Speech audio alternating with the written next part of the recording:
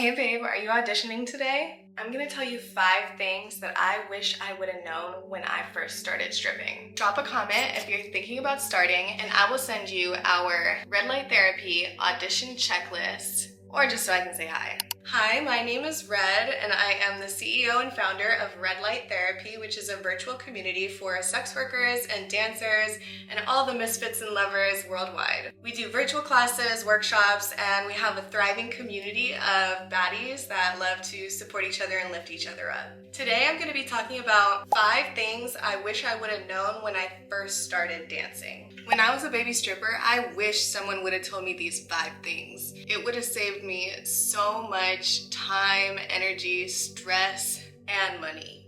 The first lesson I learned is that stripping is sales. It's not just about dancing. You're probably worried that you need to know a bunch of pole tricks or you need to be the best dancer in the world, but this just isn't true.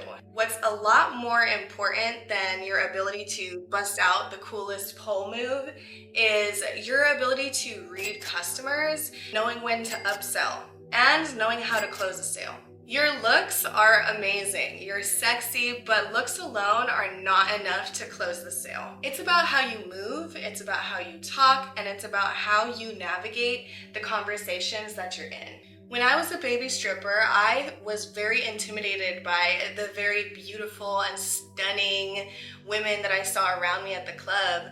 And it intimidated me. It made me feel like, what am I doing here? I'm just little old me, and, I think I'm awesome, but how am I gonna be able to compete with all of these stunning women? I quickly learned that being stunning is just a percentage of the amount of things that go into being a successful dancer. I used to think that I had to go and sit with every single customer in the room and try and sell them a dance. Not everyone is a good customer, not everyone is a good client.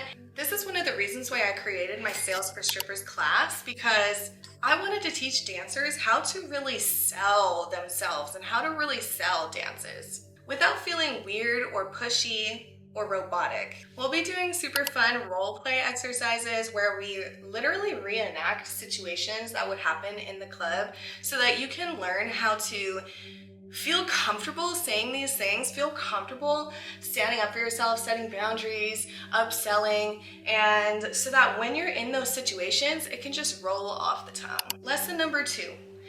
Managing money is just as important as making it, and I cannot emphasize this enough. There's very little that you can do in this world at a young age that can bring in such large amounts of money, and I think that a lot of the time it can have some strange effects on our perception of money and the ability to just go in and make it back. When I was a baby dancer, I remember me and my friend used to go and sometimes splurge on ourselves because it was so exciting to just have access to money, and we would go shopping for makeup, and then we also got into like some luxury designer stuff, as I think a lot of strippers do when they first get started working at the club. And then we would just kind of giggle and cackle after and say, we'll just make it back at the club tonight.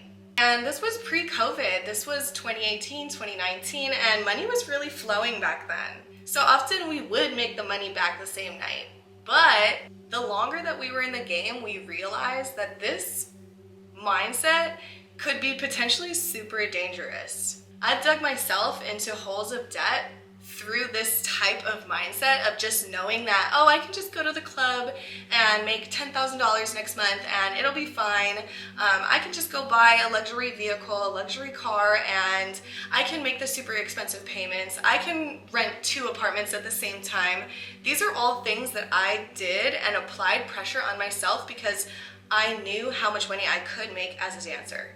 If I could go back, I wish that I would have been more disciplined in my saving and in my investing, because as a 25-year-old, I have had to dig into savings, dig into investment accounts because of my lack of planning, even though so much money has went through my hands. And I wouldn't even consider myself an irresponsible spender. I'm rather humble. I do like to live in my luxury apartments. And I'm not gonna lie, I love the Louis Vuitton purse that I have that I bought myself at the beginning of my career, and I don't regret buying it. Buy yourself, your little treat here and there to make yourself, feel good, or if it's something that you've really been wanting.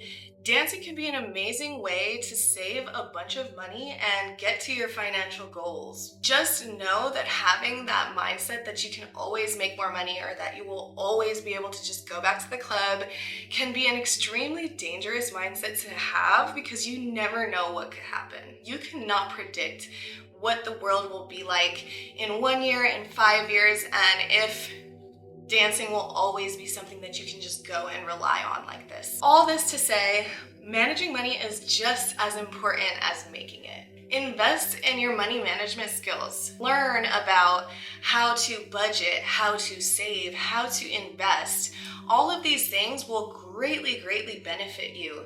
If you want to go to school, pay for school with dancing. If you want to invest in beauty school, tattoo school, whatever it is you want to do, use all the money that you make from dancing to fund your dream life. It's such a privilege to have access to this kind of money at such a young age. So use it for the freedom that it gives you to explore yourself and to get to know yourself and to heal yourself and to really find the path that you want to be on. Making money is one thing. Keeping it is a whole other thing. And this is one of the topics that we'll also be going over in my Sales for Stripper class. We will also be talking about finances, saving, budgeting, and every week we'll talk about a different topic relevant to all of you, I promise. So lesson number 3. And this one is so important. I've gotten so many comments about, how do you deal with customers that are rude? How do you deal with people saying I'm skinny, saying I need a boob job. I've been told all the things in the book, and no matter what you look like as a woman, you're always going to be criticized and critiqued for what you look like. So first of all, let's just start with that. Lesson number 3 is a customer's energy is not your responsibility. Not every customer is going to be friendly. You're in an environment where people are drunk, they're with their guy friends, or they're, out on the town and nobody knows that they're there. And when people are in those types of environments, they tend to behave in ways that they would never behave in other environments. Not every customer is going to be friendly. I just want to be honest with you, and I want you to be prepared for that. Your job is not to make everybody in the room happy and love you. If you take their moods personally, I promise you it's going to drain the out of you. And then it's going to affect your bag, because we all know when we're not in a good mood at the club, or if somebody ruins our night, bye-bye to the rest of the bag for the night. It's so hard to make money when we're not in a good mood. And when I was a baby dancer, I used to get so offended by some of the things that these people would say, and it would even make me cry. I would be in the locker room oh my God, I can't believe they said this, or I can't believe blah, blah, blah, blah, blah. And honestly, I've consoled other girls, and it sucks. We should not have to deal with people being rude and being so disrespectful. However, it is a part of the job. It's a very real part of the job, and it is something that you're gonna have to deal with. So you need to learn to kind of let things just slide off the back and move on to another customer. The amazing thing about working as a dancer is you're an independent contractor. You don't have to entertain or talk to anybody that you don't want to. If a customer is being blatantly disrespectful, is ignoring your boundaries, is being rude, you do not have to continue talking to that customer. And honestly, you can even go talk to the bouncers about it and see if you can get them kicked out. The best way to handle bad energy is to just not deal with it. Sometimes we have a scarcity mindset where we're like, oh, well, this is the only guy in the club right now that's going to buy a dance. So you deal with things that you wouldn't normally deal with. At the end of the day, while you're busy giving this dance to a person that you weren't feeling and a person that was being rude and you had to kind of ignore your intuition, someone else came in through the door that would have been respectful and maybe even spent more money. Just try not to have that scarcity mindset. Try to have that abundance mindset of, if somebody is giving you that bad energy, not all money is good money. Okay, I promise there will be other opportunities, there will be other customers, and you might be blocking your blessings by accepting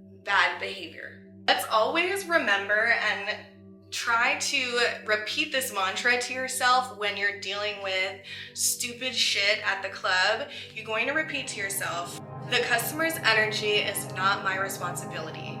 The customer's energy is not my responsibility. Sales is all about psychology, so you need to be in your right mind to be able to make sales and do your job to your best ability. Lesson number 4. Okay, let's go. Lesson number 4. Investing in your appearance and into my look and overall personal brand made such a big difference. When I first started, I used to just kind of throw on any bikini or just have like mismatched outfits or whatever it was. And honestly, sometimes mismatched outfits are cute, but I wasn't doing it from a perspective of like stylizing a mismatched outfit. I was kind of just like, oh, this is clean. Let me just match this with this other clean bottom, even though it doesn't even go together. And then I'm just gonna throw on these black ankle boots that don't even go with the vibe. I'm not here to judge you. I'm not here to make you feel bad about yourself. I'm here to let you know that from personal experience, I know that looking expensive attracts expensive clients. You can even see this when you're out on the street. When you see somebody wearing a suit and they look like they're all done up, you kind of take them more seriously. You're like, oh, they're about their business. They're gonna go take care of some shit. They make money. And you would treat that person in a certain way because of that. Now, maybe you wouldn't. Presentation matters. Cheap outfits don't just, look cheap, but they also don't last. I used to buy all these cheap outfits from the store and only be able to wear them once.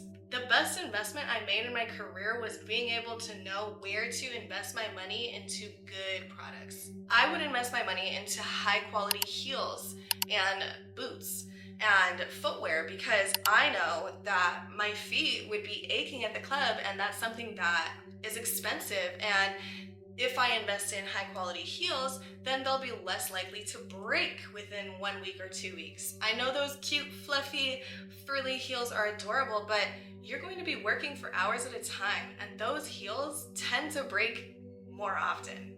But there are some things where you can save money, such as eyelashes or eyeshadow. I just did a video actually on my channel about affordable makeup for strippers. I know you want to look glammed up, but there are affordable options for things that you use on a daily basis, like eyelashes, eyeshadow. Obviously, if you have allergies and things like that, be aware of that. And just know that there are options and there are products out there that will help you look luxurious, and there are things that I would invest more money into and things that, you can spend a little bit less on. It's okay to buy the cheap fishnet stockings, but to have some nice bikinis that you're gonna get 10 wears out of. You're not gonna have to buy a new outfit every time you go to work. I know so many people that do that, and I swear, how are you affording this? Okay, how is that sustainable?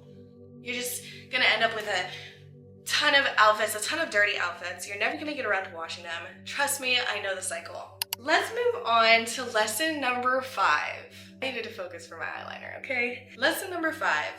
Selling dances, upselling, and maximizing my time and energy at the club is something that I needed to learn and invest in. Let me explain to you what upselling really means. Upselling is when somebody would have bought a 3 for $100, but instead you upsold them to do a VIP room.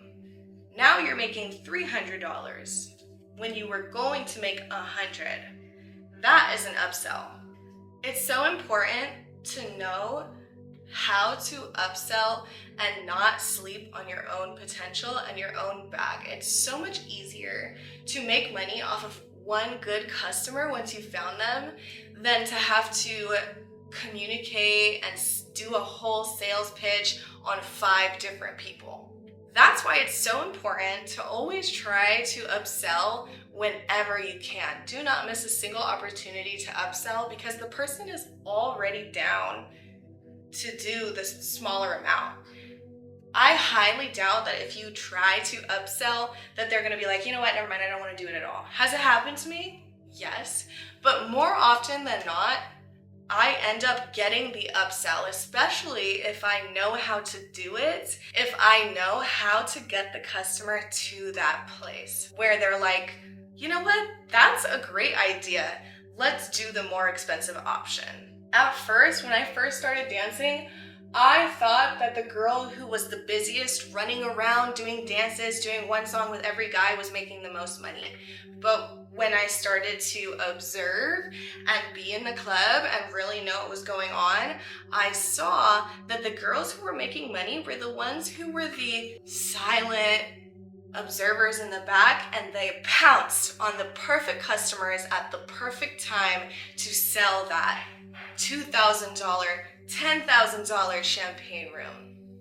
That's when I truly understood the game. When I was a baby dancer, I was fascinated by the people who were able to make $1,000 in one night. I was like, how are you guys doing that? I consistently was able to make around like 500 or so, or even 700, 800, but I could never break that $1,000 night. And I think because I had made it this thing in my head that I was like, there's no way, how can I ever make $1,000 in one night, that was a limiting belief that I put on myself that stopped me from even asking for those higher dollar sales, for even trying to upsell, for even going for the champagne room and suggesting it first. But then once I made $1,000 the first time, it happened again and again, and then it happened much more frequently.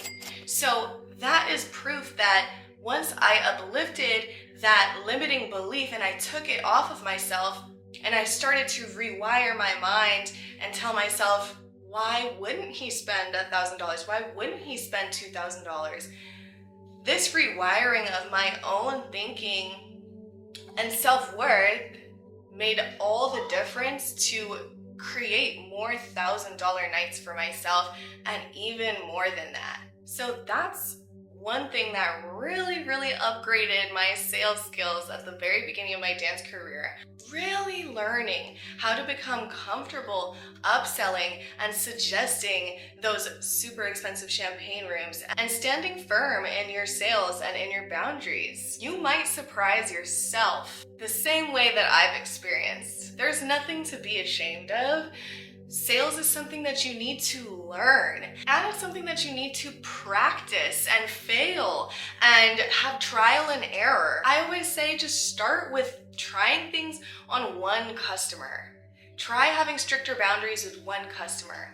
Try upselling one customer tonight. As you get more practice, let it roll off the tongue and practice this with every customer. Selling VIP rooms and expensive champagne rooms is a skill I had to learn and invest in, and it's something that I help dancers with as well. I teach dancers how to sell without feeling awkward. These are the things I wish I would have known as a baby dancer. But I had to figure them out the hard way because when I first started, there were so much less resources online to help me out. If you've been dancing for a while, but you still enjoyed this video, drop a comment and let us know what's something that you would have wished that you'd known when you first started dancing. In my Sales for Strippers class, we dive super deep into a lot of these topics and help you feel more confident making sales, maximizing the money that you make at the club, feeling confident when you speak. I'll teach you how to lead conversations, curate your look,